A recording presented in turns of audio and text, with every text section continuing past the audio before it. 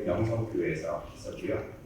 그 다음에 제가 전임사역자로 온전히 청년부만을 맡아서 사역을 했을 때가 천안에서 천안중앙교회, 그 당시에 고 이수 목사님께서 섬기시던 천안중앙교회에서 제가 3년간 사역을 했었고, 그 이후에 서울의 경희대학하고 외대 사이에 있는 동안교회에서 청년부 총디렉터를 맡아서 청년 사역을 했었습니다. 그 이후로 제가 청년부를 데리고, 청년들 한 40여 명을 데리고 아프리카 켄자니아에 단기 선교를 해서 40일간 다녀와서 몸에 이렇게 풍토병이 걸렸습니다. 말라리아라고 그러죠. 그래서 이 풍토병이 나서 도저히 이 몸이 회복이 되지 않아서 할 수 없이 이제 사역을 내려놓고 이걸 쉬기 위해서 저희 부모님이 계시는 대전에 내려왔습니다. 대전에서 내려서 쉬면서 한량처럼 놀고 안식년을 가지면서, 그때 이제 제가 어디로 이제 이사를 왔냐면 배재대학교 바로 앞에 있는 동아동에 그 아파트 있죠. 배재대 바로 앞에 거기에 이사를 왔습니다. 거기 와서 제 아내가 마침 학교를 좀 공부를 하고 싶다. 그래서 이제 학교 공부를 마치긴 했습니다만 배재대학교에 유아교육과에 편입을 해서 유아교육을 공부하면서 저는 옆에서 열심히 놀았습니다. 열심히 놀면서 아침에 운동하러 캠퍼스도 다니고 이렇게 하다 보니까 제가 청년사역을 했으니까 캠퍼스 아이들이 밟히는 거예요. 네. 그래서 어떻게 할까 하다가 캠퍼스에 교목실의 문을 두드렸죠. 교목실의 문을 두드렸는데 그 교목실 당시에 이성도 교수님도 오셨었고, 그 이전에 교목실장이 계셨었는데 너무 따뜻하게 환영을 해주셔서 그곳에서 배재대학교에서 학생들을 만나면서 기독교 교양 강의 하나를 맡겨주셔서 강의를 하면서 청년들과 이야기를 나누고, 그래서 모임을 만들고, 이렇게 1년을 쉬고 제가 이제 다시 몸이 회복이 돼서 사역을 다시 시작하려고 저를 불렀던 교회가 있어서 서울에 두 군데 교회 중에 하나를 기도를 하고 있는데 대전의 한 작은 교회에서 좀 도와달라고 요청을 했었습니다. 그래서 그걸 어떻게 할까 기도하다가 하나님께서 자꾸 마음을 주셔서 그러면 내가 작은 교회에 가서 좀 어렵더라도 섬겨야지. 그리고 이제 저는 청년 사역을 했었으니까 청년이 한 10명만 있어도 다시 청년들과 함께 해보겠다. 그리고서 이제 서울에 있는 두 이름만 대면 알만한 큰 대형 교회에 청년을 거절을 하고, 그리고 이제 대전에 있는 교회에 나갔는데 예배를 지하실에서 드렸었거든요. 가서 봤는데 청년부가 얼마나 있나 이렇게 봤더니 청년들이 아무도 없는 거예요. 제가 서울에서 동안교회 디렉터로 청년부를 맡을 때 제가 맡았던 청년부가 2,000명이었거든요. 그때 전임사역자가 12명이었고 청년부가 아무도 없어서 이게 어떻게 된 거냐 라고 물어봤더니 청년부 회장, 청년부가 그래도 한 10명, 15명 모였는데 청년부 회장이 이단 신천지에 빠져서 교회에 와가지고 완전히 비방을 하면서 이 교회에 문제 있다, 난리가 난 거예요. 그 청년들이 그 거짓말을 듣고 속아가지고 충격을 받고 공중도 되는 겁니다. 그러면서 그 즈음에 제가 교회에서 이제 그 교회를 섬기는 전도사님이 있었는데 인천에 갔다가 다시 대전에 와서 자꾸 성도들한테 전화해서 성경 공부를, 좋은 분이 외국에서 와서 성도사님이 왔으니까 공부를 좀 하자, 그런 얘기를 들었다는 거예요.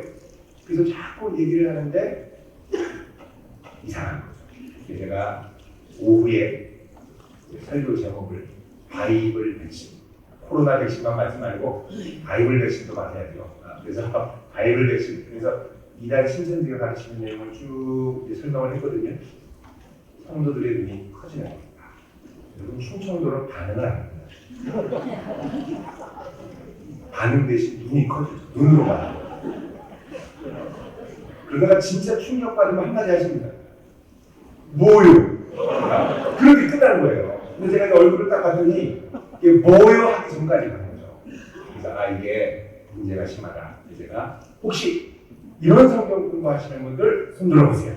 그랬더니 그렇게 많지 않은 교인 중에 70%가 넘게 손을 들었습니다. 산 옮기기 전략인 거죠. 제가 그 다음부터 청년 사역도 그렇고 장년 사역도 그렇고 이단의 문제는 절대 간과할 수 없다. 이거는 정면 승부를 해야 된다. 그 다음부터 이단과 신중을 하면서 이단에 대응을 할 수 있는, 대항을 할 수 있는 기반을 만들어야겠다. 그래서 바이블 백신 센터를 설립했고 또 교회는 이제 그렇게 해서 다시 수술한 다음에 그 교회가 행정구역상 어쩔 수 없이 폐쇄를 해야 됐습니다. 그래서 폐쇄를 하면서 제가 새롭게 기도하는 가운데 하나님의 인도하심으로 지금 보건대학교에서 바로 옆에 13블럭 앞에 도안동이거든요. 대전 도안교회에서 새롭게 교회를 설립 개척을 하고 이제 10년이 됐고요. 올해 11년째 됐는데 제가 10년 만에 안식년을 받아서 시카고에 있는 트리니티 신학교에서 1년간 방문학자로 안식년을 보내고 어제 돌아왔습니다. 그리고 오늘 아침에 여러분을 뵙기 위해서 이렇게 오게 됐습니다. 제가 캠퍼스 사역을 하면서 여러 가지 많은 생각도 하고 친구들을 만나서 나누었던 것들을 이 시간 짧게 여러분과 함께 나누기를 원합니다. 좋은 기회를 주셨는데 사실 저보다 훨씬 더 우리 청년들과 대학생들을 만났던 경험들이 많은 우리 교수님들 앞에서 제가 드리는 말씀이 얼마나 도움이 될지는 모르지만 그래도 여러분의 사역의 현장 가운데서 그냥 조그마한 참고하고 도움이 될 만하면 좋겠다 하는 심정으로 함께 나누도록 하겠습니다. 그래서 그 목사님이 현실을 잘 모르시네 라고 생각이 들더라도 귀엽게 봐주시고 함께 같이 공감하고 생각해보는 시간을 갖도록 하겠습니다. 오늘 주제는 캠퍼스 선교사역 일어나라입니다. 캠퍼스 선교사. 예전에 캠퍼스 선교사 그러면 대학생들 그리고 선교사 간사들 이런 분들을 캠퍼스 선교사라고 생각을 했죠. 그리고 지금도 선교단체 간사들은 캠퍼스 선교사라고 이름을 부릅니다. 그런데 갈수록 선교단체의 힘이 약화되고 그리고 이 사회가 급변하면서 선교단체의 힘이 약화가 되고 예전에는 교수님이라고 하면 학교에서 제일 존경도 받고 원의도 있고 학생들이 꼼짝 못하는 분이었죠. 그런데 그래서 예전에 우리 교수님들은 캠퍼스 선교라고 그러면 적극적으로 물론 나서는 분들도 있었지만 대부분 적극적으로 나서기보다는 열심히 하는 분들은 조금 밀어주고 힘을 실어주고 이렇게만 해도 그리고 본인이 그리스도인이라는 것을 살짝 얘기만 하더라도 많은 영향이 갔던 시대가 있었습니다. 바로 20년 전쯤에 그런 엄청난 영향이 있었죠. 근데 지금은 탈권위의 시대가 되고 포스트 모던 시대를 맞이하면서 모든 권위가 사라지고 이제는 어떻게 진정성 있게 소통하느냐까지 중요해지는 시대가 되는데 교수님들이 진정성 있게 소통하기에는 맡겨진 일들이 너무 많으세요. 학교에 행정적인 것도 많고 연구해야 될 것도 많고 논문 쓸 것도 많고 그러다 보니까 시간이 없죠. 그러다 보니까 소통하기가 참 쉽지가 않습니다. 그리고 캠퍼스의 모든 사회의 여건들 선교와 복음화의 여건들이 점점 실시되는 가운데 이제는 그동안 옆에서 밀어주고 뒤에서 이제 딱 관망만 하고 정명만 해주는 데서 교수님들의 역할이 이제는 정면으로 나서서 무언가를 하지 않으면 캠퍼스 선교의 위기가 닥칠 정도로 아주 심각한 상황이 됐습니다. 그래서 저는 이제는 교수님들이 단순히 학교의 교수만이 아니라 선교사, 그러니까 선교라는 건 뭡니까? 문화와 언어가 다른 지역에서 복음을 전하는 걸 선교라고 합니다. 근데 이제 벌써 교수님들의 세대와 지금 자라나서 대학에 온 세대와는 문화적으로 너무 다르고 말이 통할 것 같지만 말이 잘 통하지 않는 새로운 그들의 언어를 구사해야 통할 수 있는 시대가 되었습니다.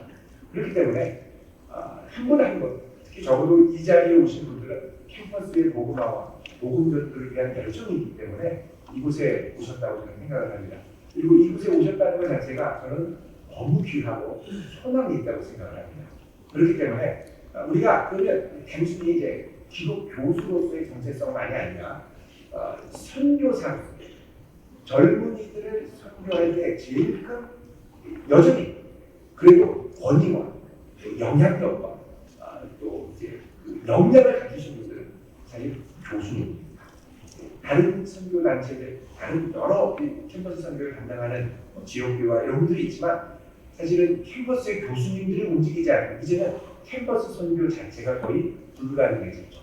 그래서 여기 계신 한 분 한 분들의 역할이 너무나 중요하기 때문에 여러분들이 과연 이 캠퍼스 선교사로서의 정체성을 어떻게 규정하고 또 이제 선교사이기 때문에 영성이 따라야 되고 기도해야 되고 하나님이 지혜를 주셔야 되고 또 선하신 손길로 길을 열어주셔야 이 캠퍼스 선교의 문이 열리리라고 생각을 합니다.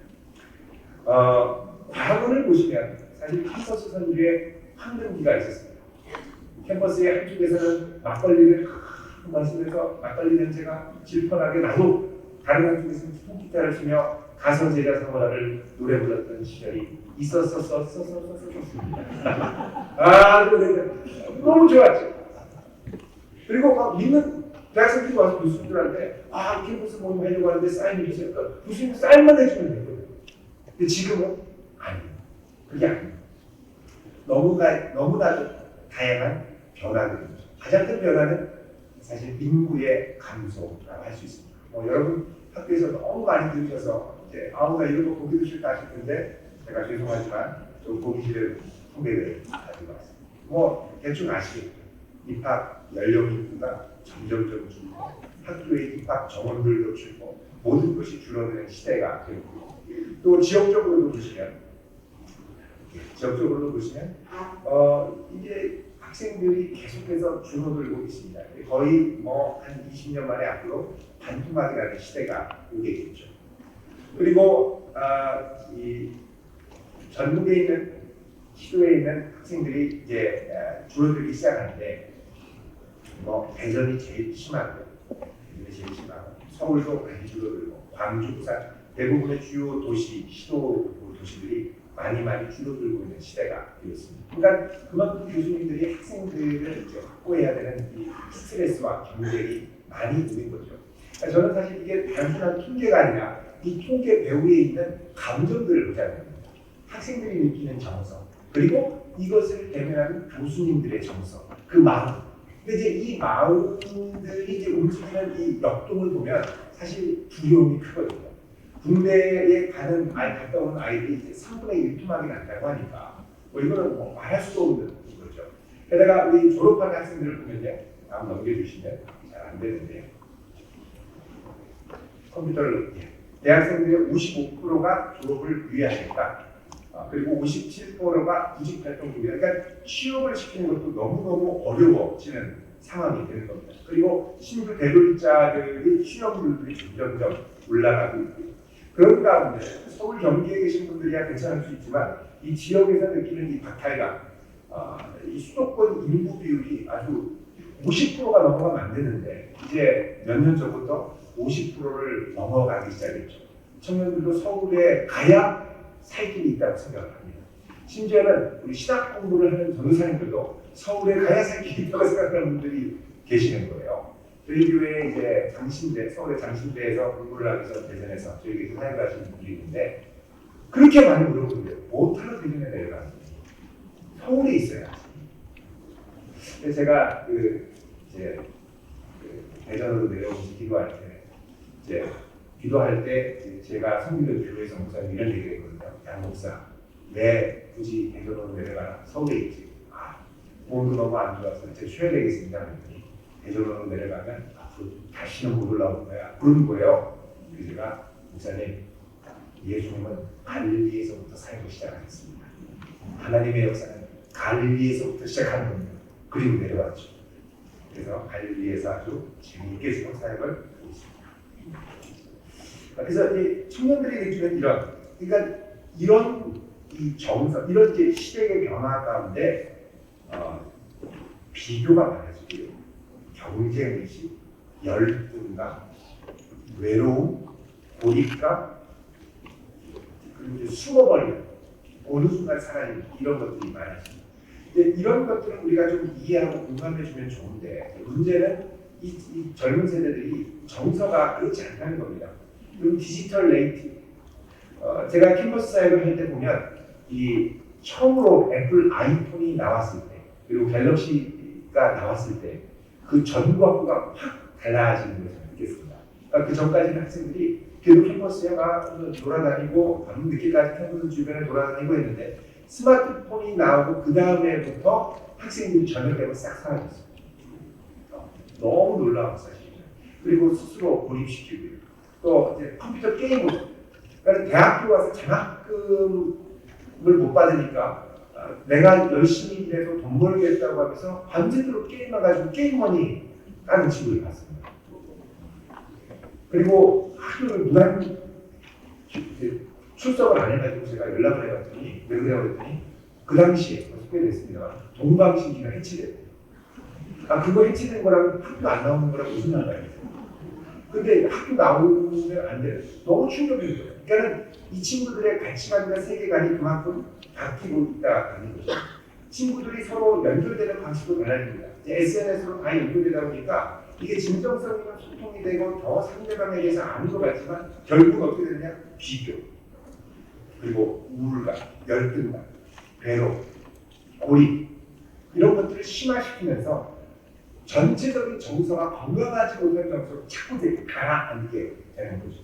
이런 것들은 사실 이 교수님들에게도 사실 다가올 수 계속 학교 안의 경쟁적인 분위기가 심해지다 보면 나올 수 있는 정서이고 특별히 크리스찬 교수님들에게는 이런 정서와 사실 건강하게 싸울 수 있는 영성이 있어야 되는데 이런 영성을 기르는 것이 사실 기독 교수로서의 아주 중요한 부분이라고 생각을 합니다. 내가 친구들이 요즘에 뭐 유튜브나 넷플릭스나 이런 정규 방송이 아니라 다른 것들을 많이 듣는데 이게 오늘 나온 기사입니다. 오늘 나온 기사를 보면 이제 지금 미디어가 다루는 주제들을 보면 불륜, 동성애는 기본이고 샤머니즘의 마약까지 요즘 드라마 미쳤다 이렇게 되죠. 정말 이상한 드라마, 이상한 영화 너무 많습니다. 그러니까 기본적으로 피가 낭자하고요. 사람이 적어도 잔인하게 몇 명을 죽어야 이제 드라마가 되는 거예요. 어린이 영화들도 그렇죠, 여러분. 우리 중고등부 아이들이 좋아하는 만화 중에 귀멸의 칼날이라고 있습니다. 여러분 아십니까? 그거는 기본적으로 영화에서 이렇게 목을 한번 몇 명씩 베야 귀신이라고 하지만 영화가 되는 거예요. 그러니까 이 정서 자체가 아주 거칠어지는 정서, 자극적인 것들에 쉽게 노출되는 시대가 되었다는 거죠. 이것만이 아닙니다. 이것과 함께 유사 대학들이 나오는데 IVF가 아닙니다, 여러분. 선교단체 IYF입니다. International Youth Fellowship이라고 해서 구원파 그룹이죠. 구원파에 사는 선교단체예요.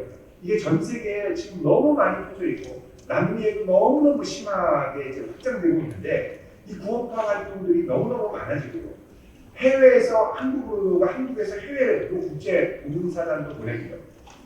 그리고 여기서 많이 하는 게 뭐냐? 스피치 콘테스트입니다. 영어 말할 때, 영어 작품 때문에. 영어 관심 있는 친구들이 여기에 많이 빠지죠. 제가 바이블 교신 센터를 이제 세워서 운영한다고 하는데 저희 교회는 제 바이블 교신 센터는 이단 상담을 해서 회심해서 돌이키는 사역을 많이 합니다. 그래서 저희는 그래서 바이블교회가 없는 친구들은 저희 교회 정착들을 많이 하는데 신천지, 하나님의 교회, JMS 여러 이단들이 많거든요. 그리고 저희 교회 사역자 중에 3분은 이단 출신이에요.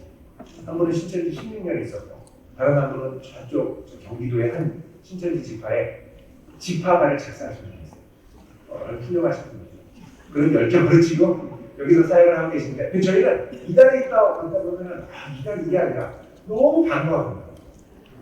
그래서 저희들이 이제 이단 상담에서 온 친구들이 많이 있고 여기 배세에서 이단 상담에서 온 친구들이 있고 모건대에도 있고 한남대에도 있고 충대도 있고 여러 친구들이 있어요. 이단에서 돌아오죠. 저희 상담해가지고 어떤 식으로 캠퍼스에 들어가나 저희들이 다 들고요. 근데 신천지에서 국제부를 했던 친구가 이제 회심해서 돌아왔거든요. 국제부는 신천지에서 외국인 유학생들을 포교하는 친구예요. 캠퍼스에. 근데 그 친구가 신천지에서 돌아왔는데 영어를 너무 좋아하는 친구였죠. 근데 영어를 너무 좋아했는데 그래서 이제 충남대학교 지금 편입해서 다니고 있는데 캠퍼스에서 광고를 본 거죠. English Speech Contest. 그래서 이제 원고를 써가지고 보낸 거예요. 그래서 목사님 저 여기 나가는 거 이거 기도해 주세요. 딱 봤더니 아이가 그래서 야 너 신천지에서 나와서 구원하러 갈래? 그랬더니 깜짝 놀랐네. 네, 이런 위기들이 계속해서 상존하고 있다는 것이죠. 뭐 중국어도 있습니다. 여러분 그리고 인문학 강좌 이 대학교에서만 하는 게 아니라 이제 고3들 딱 대학교 캠퍼스 입학하면 그 다음에 여기저기서 많이 하는데 이렇게 시하고 연합해서 수원시에서 하는 거거든요. 이게 신천지 행사입니다. 이제 시랑도 적극적으로 연합해가지고 많이 하고요. 부산 이런 데 되게 심하게 합니다. 김창옥 교수. 제가 동학교에 있을 때 우리 교회 오락부장이었거든요. 청년부. 이분이 배화여대에서 특강을 했어요. 소통관을. 신천지 행사입니다. 모르고 갔어요. 그래서 제가 전화했습니다. 창옥형제 이거 아니냐고. 신천지 행사입니다. 충격을 받았어요. 어쩌고 그럴 수. 그래서 앞으로 이런 이름의 단체를 주의해라. 제가 연락을 줬어요. 그러니까 이 크리스천이고 아니고 이게 문학 이름을 교묘하게 쓰면 모르니까 그냥 넘어가는 거예요. 뿐만이 아니죠. 얼마나 친구들이 요즘 외롭습니까? 데이트 앱을 통해서도 많이 유혹합니다. 그리고 카톡에서 대전 지역 유학생 모여라. 그죠? 그리고 대전 지역 그 직장인 모여라. 이런 거에 신천지 모임이 한 70~80%라고 보시면 됩니다. 이렇게 해서 미국 데리고 나다가 나온 친구들이 저희들이 여러 명 있어요. 저희들이 상담에서 나오고. 뿐만 아니라 뭐 위너스 밴드도 위너스 하면 이긴자입니다. 이긴자. 커피나 뷰티 클래스 다 신천지에 다닙니다. 그러니까 수단과 방법을 가리지 않고 다 하고 이런 거 있죠. 대학생활의 모든 것. 고등학교와는 하나부터 10까지 다 다른 대학생활. 18학번 새내기라면 꼭 듣고 가야 대학생활 가이드의 정성 새내기 필수 특강. 이게 아마 충남대학교에서 했던 겁니다. 그리고 학점, 동아리, 인맥, 시간관리, 대학생활 전반 가이드, 입학 전 골든타임을 알차게 보낼 수 있는 셀프 브랜딩 실천 프로젝트 소개. 그리고 JMS 행사입니다. 4년 연속 대학교 베스트 인기 특강 놓치지 마세요. 교수님들 뭐 그냥 하나보다 이러고 지나가시는 거예요. 교수님들이 이거 하나 가지고 이단이라고 알려주는 경우가 없어요. 그 옆에 유토피아 적이 되어 있는데 그림 그려주셨는데 저 글씨가 정명석 글씨체죠? 저런 글씨체를 그냥 간판들이 있어요. JMS 신도들이 다니는. 그리고 참고로 아시면 되겠습니다. 또 청춘을 불태우는 막 청불 이단 뭐 이렇게 교묘한 걸 알 수도 없는데 문제는 얘네들이 이렇게 해서 관계를 맺고 요즘에는 뭐 이런 것도 있죠. 너무 예쁘고 아름다운 자매가 갑자기 막 좋다고 하면서 달려들고 사귀고 근데 어느 날 오빠 나 사랑하면 나랑 같이 성경 공부 갈래? 그래서 성경 공부에 가요. 성경 공부하면 거기서 들었던 질문들을 가지고 와서 교수님들이나 크리스천 교수님들이나 목사님들한테 물어보면 그 목사님들이 대답을 못 해줘요. 이런 질문들이 있습니다. 나더러 주유주하는 데마다 천국에 갈 수 없다고 하는데 넌 들어갈 자신이 있니? 두렵고 떨림으로 구원을 이루라고 했는데 너는 어때? 넌 아버지의 뜻이 뭔지 알아? 이런 질문도 있어요. 아담 이전에 사람이 있었던 거 알아? 야 생각해봐라. 가인이 쫓겨날 때 하나님 나를 죽이려는 자들이 이렇게 많은데 어떡하냐고 외치지 않느냐. 아담은 첫사람이 아니야. 그 당시에 여러 있던 사람 중에 하나님이 하신 첫 목자일 뿐이지. 게다가 너 오스트랄로피테쿠스도 모르니? 신화론도 배웠고 또 하나님이 그 아담한테 부모를 떠나 아내와 하나가 되려고 했는데 부모가 있었잖아. 아담은 첫사람이 아니야. 이런 거. 교회 가서 물어보면 목사님이 대답을 못해. 교수님도 대답을 못해. 그래 아담 전에 사람이 있었을 수도 있겠지. 이렇게 대답을 하시죠. 666이 뭐야? 계시록 12장에 해달별을 입은 여자의 정체가 뭐야? 7번이 10그 짐승의 정체가 뭐야? 뭐 이런 거 물어본단 말이야. 여러분 요즘에 하나님의 교회가 아주 특세하는데 이 다음 질문 하나님의 교회거든요. 어머니 하나님인데 하나님은 히브리어로 복수형 엘로힘인데 하나님이 한 분이 아니라 복수형이라는 거 알아?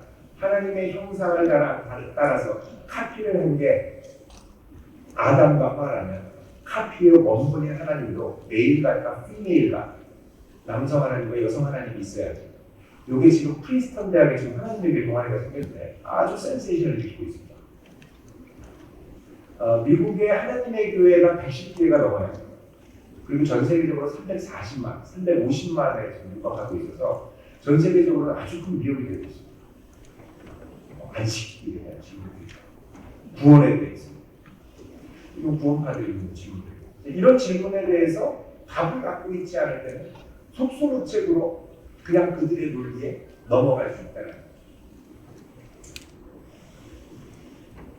여러분 최윤식 박사라고 아실 겁니다. 미래학자이고 목사이기도 하시는 분이 지금과 같은 추세라면 2070년 한국 사회는 무신론과 이단의 나라가 된다고 예측했습니다. 그러니까 앞으로 기독 교수로서 또 기독 선교사, 캠퍼스 선교사로서 여러분이 마주해야 될 큰 이 싸움 중에 하나가 무신론과 이단의 문제가 된다는 것이죠. 자 그러면 우리 캠퍼스 선교사로서의 기독 교수 어떻게 우리가 준비하며 나가야 될까? 이 부분들을 우리가 생각을 해요. 그래서 여러분 한편으로는 교수이지만 다른 한편으로는 캠퍼스의 복음을 전하는 선교사로 하나님이 나를 부르셨다. 이 부르심을 마음에 깊이 새기고 하나님이 내게 주신 여건과 환경을 통해서 젊은이들을 살릴 수 있는 복음의 통로가 되게 된다고 많이 기도해 주시기를 부탁드립니다. 기도하고 쓰임받는 것처럼 보람있고 감사한 일들은 없겠죠. 그렇다면 이제는 여러분이 뒤에서 옛날에 같으면 명령의 기독 교수님이 뒤에서 주시고 밀어주는 역할만 했다면 이제는 여러분이 적극적으로 나서서 뭔가 새로운 역사의 주인이 되는 일들을 시작을 하셔야 됩니다. 그럼 어떻게 해야 되느냐? 이 강론이 사실은 너무너무 복잡하고 어려운 건데 제가 일반적으로 몇 가지 단계로 제가 실제로 경험했던 사역들을 바탕으로 말씀을 드리도록 하겠습니다. 이게 이제 단계들이고 첫 번째는 뭐냐? 먼저 대학생들과 커넥트, 연결되는 것. 여러분 학교에서 강의를 하고 한 학기를 그렇게 만나고 나면 이 학생들과 진정으로 내면적으로 친밀감을 갖고 연결됐다고 느끼시는 학생들이 얼마나 있을까요? 한두 명 남을까 봐요. 그리고 학생들과 연결이 되려면 먼저 잘 들으시고 공감하시고 물어보셔야 됩니다. 근데 많은 교수님들이 본인이 원하는 답을 질문을 하지만 대부분은 본인의 말들을 하십니다. 그래서 앞으로 선교사, 이런 캠퍼스 젊은이 사역의 선교사로서 반드시 갖추어야 할 자질이 있는데 그게 뭐냐? 코칭 역량. 제가 한 10년 전에 대제대학교 교수님들을 대상으로 시간을 하면서 코칭에 대해서 말씀을 드렸는데 제가 오늘 조은수 교수님을 만나랬더니 교수님께서 그때 자극을 받고 코칭을 열심히 공부하는 학생사에게 사용을 하는데 너무 좋다고 하시더라고요. 저도 캠퍼스 사역을 하면서 코칭처럼 효과적이고 좋은 툴을 별로 경험하지 못했습니다. 너무 좋은 툴입니다. 코칭은 뭐냐? 내가 답을 정해주는 것이 아니라 상대방이 원하는 방향이 무엇인지 보통 이제 자기가 정말 원하는 게 뭔지도 모르고 고민하는 경우가 많거든요. 그걸 찾도록 질문과 또 반응과 격려와 인정과 칭찬을 통해서 물어보고 그들의 반응에 공감해주고 그들이 원하는 방법이 무엇인지를 찾아서 알게 해주고 그리고 결단해서 갈 수 있도록 격려하고 지지해주는 대화인데 여러분 이거는 단순히 말로 해서는 이해가 안 가고 경험을 해보셔야 됩니다. 제가 예전에 캠퍼스 사역을 할 때 이 코칭을 통해서 많은 학생들을 접근했습니다. 많은 학생들과 연결될 수 있었습니다. 그래서 여러분 학생들과 여기 연결된다는 건 정말 신뢰할 수 있는 교수와 제자 간의 관계, 그 이상의 관계로 연결되기를 원하실 때는 많이 들으시고 많이 물어보시고 인정하고 칭찬해야 되는데 이걸 훈련하지 않으면 절대 기를 수 있는 자질이 아닙니다. 대부분 막 입이 우리들이 근질근질해가지고 말을 해주고 싶어 하지 이 친구들의 말을 듣기를 원하지 않아요. 여러분 우리가 하나님 앞에 많이 막 기도하면서 쏟아내며 말을 하는 이유는 뭡니까? 하나님은 우리의 기도를 들으시는 겁니다. 하나님이 계속 말씀을 하시면 어떻게 될까요? 기도하는 게 별로 재미없을 수도 있습니다. 우리는 계속 많이 말씀을 드리거든요. 여러분 학생들의 이 말을 제대로 들으려면 좋은 질문을 하셔야 돼요. 그래서 이 학생들과 연결되기 위한 첫 발판으로서의 코칭. 여러분 그 게리 콜린스라고 하는 트리니티 신학교의 유명한 교수님이 쓴 코칭의 바이블 같은 책이 있습니다. IBP에서 나왔는데 게리 콜린스의 코칭 바이블. 코칭을 공부하는 분들의 필수 책인데 저와 한국 코칭협회를 만드신 이규석 코치가 같이 공유한 책입니다. 이 코칭을 처음 소개한 1세대, 저도 사역을 하면서 코칭의 필요성을 처음 접하고 거의 처음으로 우리 국내 코칭을 이제 알려주고 소개하는 역할을 했었는데 이 코칭은 너무너무 필요한 거예요. 저도 목회할 때 청년 사역할 때 코칭이 너무너무 중요한 걸 많이 절감을 하고요. 그다음 두 번째는 뭐냐면 이렇게 진정성 있게 연결할 때 그 연결됐을 때 우리가 보는 그들의 모습은 어떠냐? 아까 말씀드린 이런 시대적인 변화를 위해서 위축되고 의기소침하고 열등감과 자신이 없고 소망이 없고 절망적인 마음을 많이 갖더라는 거죠. 그래서 이런 학생들에게 그게 아니라 너에게도 소망이 있고 너는 있는 것 자체로도 소중한 존재라는 것들을 그러니까 복음과 사랑으로 하나 된 마음으로 이들에게 복음 안에서의 소망을 심겨주는 역할을 해요. 소망이 그 다른 사람들과 비교하면서 스스로 낮춰진 자기에게 소망이 있다는 걸 말해주는 사람에게 젊은이들이 모이게 돼 있습니다. 소망을 말해줘. 그리고 소망을 말해준 다음에는 참된 사랑이 뭔지를 보여줘요. 여러분 사랑의 가장 큰 특징은 뭐냐? 오래 참는 것. 오래 참는다는 건 관계를 오래 가져간다는 것이거든요. 우리 젊은 대학생들에게 오래 참아줘야 돼요. 오래 기다려줄 수 있어야 돼요. 또 교수님의 유익을 구하는 게 아니라 전적으로 그들의 유익을 구할 수 있도록 창의적인 방법으로 그러니까 여러분 정말 사랑하면 창의적이 되거든요. 그러니까 창의적인 방법으로 그들이 이 자신을 세워갈 수 있도록 사랑을 부어주는 교수님입니다. 물론 이 월급이 충분치 않을 수 있겠지만 사줘야 돼요. 주머니를 많이 펴줘야 돼요. 커피도 사줘야 돼요. 얘기를 할 기회를 많이 가져야 돼요. 그리고 나서 이들에게 이제 삶의 목표를 갖고 달려갈 수 있도록 세워져야 되는데 이 빌드업 한다는 건 여러 가지 요소를 포함합니다. 실제로 이들이 실력적으로 빌드업할 수 있도록 도와주셔야 되고 그들의 앞길을 잘 개척할 수 있도록 빌드업 해주셔야 돼요. 그리고 이 학교, 이 과를 졸업해서도 정말 너희들이 좋은 길을 펼쳐나갈 수 있는 좋은 사례들을 만들어갈 수 있도록 빌드업 해주셔야 돼요. 복음으로 빌드업 해주셔야 돼요. 그리고 빌드업한 다음에 그냥 각자가 아니라 이들이 함께 모여 공감할 수 있는 일종의 신앙적 아니면 신앙이 아닌 중간 색깔의 중간 단계죠. 중간 지대의 이 커뮤니티를 만들어주십니다. 커뮤니티. 그리고 이 커뮤니티를 통해서 여러분의 존재를 알고 자연스럽게 복음의 문을 여는 이들이 많아지죠.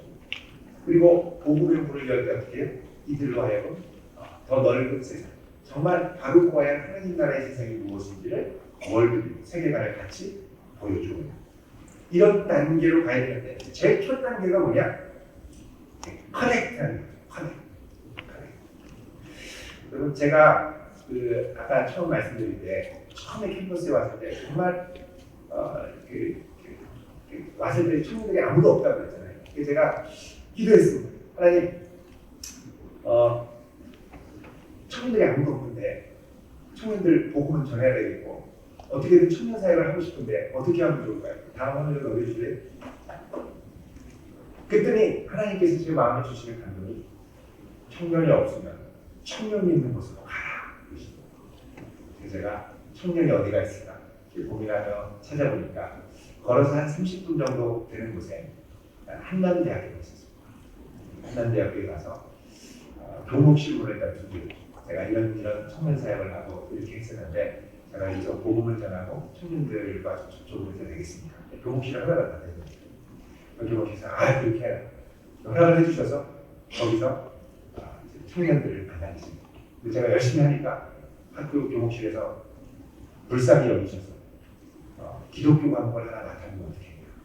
감사합니다. 그래서 제가 그 과목을 통해 학생들을 만나게 됐어요. 제가 처음 학생 만났을 때 묻는 질문이 있었습니다. 여러분, 이 학교에 와서 나는 정말 고선 때부터 열심히 준비해서 내가 이 학교에 목표한 대로 왔다. 나는 만족한다는 친구들 손들어 보십시오. 그러면 한두 명 될까 말까? 대부분은 그럼 제가 그럼 여러분, 나는 여기 학교 오려고 하지 않았는데 수능 망쳐서 왔다. 그러면 95%가 돼요. 어떻게 망쳤냐? 시험 전날 잠을 못 잤어요. 배탈이 났어요. 열이 났어요. 왜 이렇게 시험 전날 일이 있는 분들이 많은지 대부분 망쳤다. 아, 그렇구나. 그리고 너희들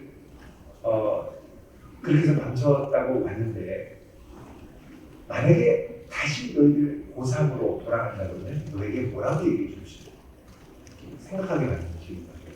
그러면 너 똑바로 살아라. 인생은 한 번밖에 없는데 그러면 안 된다. 뭐 여러 가지 얘기를 해요. 그래. 너희들이 다시 돌아가면 정말 그렇게 그런 얘기를 하면 어떻게 도움이 많이 될 것 같니? 그러면은 너희들이 지금 대학교 1학년 왔는데 4학년 졸업할 때는 지금과 같은 또 후회하는 시기가 올 텐데 어떤 후회를 할까? 잘 모르고. 그럼 너희 신입생 환영회 때 선배들 만났지. 코로나 전이었습니다. 만났지. 그 선배들 보고 무슨 생각이니? 술 먹고 술 주정하면서 영어 공부 잘해라, 뭐 학점 빨리 잘해라, 뭐 이런 거 보니까 한심해 보네. 나는 그렇게 못 살았지만 너희들은 잘해라. 어떻게 저래 나 진짜 저렇게 안 살 거야 그러더라고. 그렇겠지. 그런 생각이 들었겠지. 근데 어떤 일이 일어날지 내가 앞으로의 4년을 너희 앞에 예언해 볼게. 자, 수능을 망치고 너희들 마음에 소원이 있지. 이렇게 망친 거 그리고 이 학교에서 장학금을 받아야지. 그래서 열심히 학교를 관리해야지. 근데 3월 내게 되면 신입생 환영회 갔다 오고 3월 되니까 뭐 MT 갔다 오고 또 체육대회 하고 꽃 흐르지게 피고 마음 싱숭생숭하고 뭡니까 소개팅 만나고 그러다 보니까 중간고사는 망했다. 장학금의 꿈이 날아갑니다. 그리고 5월 되니까 더 흐드러지게 꽃이 피고 놀기 좋고 그러다 6월 끝난 거죠. 그리고서는 가을이 되는 남자들의 마음에 드는 생각은 군대를 어떻게 할 것인가. 뭐 이러면서 4년을 쫙 내리는 순간 다들 친구예요. 똑같은 후회가 너희들에게 지나는 거죠. 그럼 그 이전에 너희들이 준비해야 되는데 만약에 그 후회를 하지 않으려면 너희 인생에 정말 하고 싶은 게 뭔지 찾아야 되지 않겠냐. 너희들이 정말 원하는 게 뭐냐. 내가 딱 한 번 보는 대학생을 어떻게 갖고 가기를 원하는 거야. 너희들이 원하는 내가 상담을 해줄게. 수업 마치고 여러분 신청하면 내가 시간을 내서 한 사람씩 1시간, 2시간씩 코칭을 해줄게. 너 이런 거 밖에 가서 하려면 한 번 받을 때마다 10만 원씩 내야 되는 거 알아? 무료다. 받을 때. 그러면은 학생들이 신청을 안 할지 이러는데 보통 제가 경험한 바는 한 클래스의 절반 신청합니다. 절반. 제가 절반을 1대를 다 받아서 코칭해요. 내가 정말 원하는 거. 4년을 네가 어떤 모습이 되고 싶어? 어떻게 하면 내가 도와줄 수 있을까? 그럼 뭐 별의별 꿈이 많이 있어요. 저는 교육부 장관을 하고 싶어요. 저는 대통령이 하고 싶어요. 그건 너무 큰 목표고. 그건 안 되지. 너 무슨 생각을 하는 이러면 안 돼요. 좋은 목표다. 그건 아직 너무 머니까 가까운 목표. 대통령이 되려면 대학 졸업할 때쯤 뭐 어떤 모습이 돼야 되겠어? 그러면 학장 과정을 해야 되고 어디 저는 공기업에 되고 싶어요. 안정된 직장에 가고 싶어요. 부모님 기억도 하고 싶어요. 근데 쭉 얘기를 들어보니까 공통점이 나와요. 여러 가지 부분들. 이게 뭐냐면 그래도 뭔가를 하려면 영어 점수는 나와야 돼요. 그래서 제가 영어 점수가 중요하지. 그럼 너의 영어 점수는 어떻게 되니? 잘 모르겠어요. 옛날에 좀 한다고 했는데 모르겠어요. 네, 모르는 게 당연하지. 너희들 그 학교에서 캠퍼스에 모의 토익이 있는데 그거 한번 가보고 없더니 그래서 괜찮을까요? 한번 해봐. 나중에 그 점수 내야 되잖아. 다음 주에 우리 시험 있으니까 신청해서 가. 우리 시험 결과 나오면 한달 뒤에 보자. 또 만나서 그래 결과가 어땠니? 고개를 툭 교수님 신발 사이즈가 원하는 게 비로소 실감이 나네요. 그래서 그래 괜찮다. 어떻게 도와주면 될까? 그래서 친구들의 이 학생들이 여러 가지 도움을 주면서 영어의 공부에 고민이 있는 친구들을 공통적으로 모았어요. 모아서 우리가 너희들의 도움을 주기 위해서 한번 해보자. 그래서 정기 모임을 만든 거죠. Be the leader. 그래서 BTL이라고 해서 영어 공부를 하고 성경적인 인생 관과 그리고 자기 개발을 주제로 제가 영어로 강의를 하고 그 친구들이 그러라고 얘기할 수 있고 하고 그리고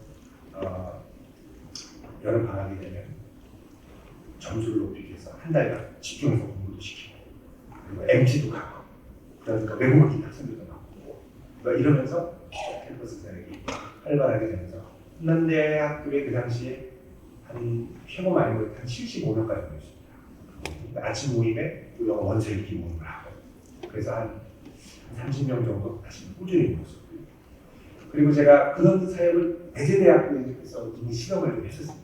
1년 놀면서 조금 하다가 이쪽으로 왔었는데 그러다가 충남대학교에 개척을 하고 그러다가 이제 교회를 새롭게 개척하면서 이제 너무 바빠가지고 캠퍼스 사역을 다 접게 됐습니다. 그게 이제 사실 제가 캠퍼스 사역을 하는데 큰 기초가 되었던 경험이라고 생각을 합니다. 그래서 이런 사역들을 제가 돌이켜보면요, 이제 그 다음 보시면 제로베이스 아무것도 없는 상황에서 캠퍼스에 들어가서 친구들과 어떻게 연결이 되는데 적어도 교수님들은 이 연결고리는 너무나 확실하신 분이에요. 적어도 우리 학생들 그리고 그들과의 코칭과 또 소망을 주는 작업을 통해서 용기 있게 포기하지 않고 갈 수 있도록 계속 격려를 해주고요, 믿어주고요, 사랑해주고요, 지지해주고요, 또 집으로 초대해서 밥도 먹고 가끔 제 학생들 다 초대해서 집에서 밥도 먹고 게임도 하고 그러니까 이 학생들이 하는 말이 술 안 먹고 이렇게 재밌고 즐겁게 노는 건 자기 인생의 처음이라고. 술 안 먹고. 그러면서 이 모임들의 공동체가 생기잖아요. 보고를 시키고 세상을 향해 눈을 뜨게 하고 그렇게 해서 가르쳤던 친구 중에 또 배제대 출신 중에 박사과정을 나가는 친구도 있고 한남대 친구 중에는 지금 알래스카 대학하고 연결을 시켜가지고 저는 거기에 갔는데 제가 보면 트리니티 그 교환 교수로 갔을 때 알래스카 교회연합 전체 집회를 갔었는데 그때 그 청년이 경험해가지고 와서 받았습니다. 자 이러면서 동시에 이제 중요한 거는 이단으로부터 조심해야 되는데 최근 들어서는 이 외국인들 유학생들을 타겟으로 삼는 이단들이 너무 많아져가지고 외국인들도 더 이상 안전지대가 아닙니다. 아주 심각한 위협에 있기 때문에 이들을 위한 대안도 필요하다고 생각합니다. 저는 이런 청년 사역을 다시 할 수 있는 날을 꿈꾸며 최근 들어서 다시 기도를 하고 있습니다. 다시 이런 청년 사역이 일어나서 캠퍼스에 다시 주님을 알게 되고 교수님들이 일어나고 학생들이 세워지는 일들이 일어나면 너무 좋겠다 하는 마음의 소원을 많이 갖고 있고 이런 사역들이 여러분의 손을 통해서도 계속해서 캠퍼스 이곳저곳에 많이 일어날 수 있기를 바랍니다. 부족한 이야기를 여러분 열심히 들어주셔서 감사드리고요. 시간이 되면 질문을 하면 좋겠는데 시간이 없어서 마치도록 하겠습니다. 감사합니다.